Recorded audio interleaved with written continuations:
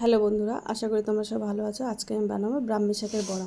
ব্রাহ্মী শাকটাকে ছোটো ছোটো করে কেটে তারপরে হলুদ, নুন, চালের গুঁড়ো, বেসন, জল দিয়ে ভালো করে মাখিয়ে নেব শাকটাকে।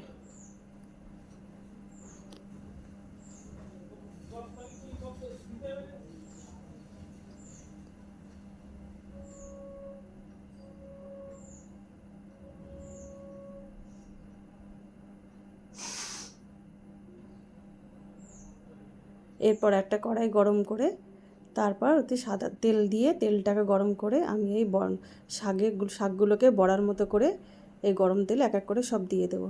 দিয়ে লাল লাল করে ভেজে নামিয়ে নেব।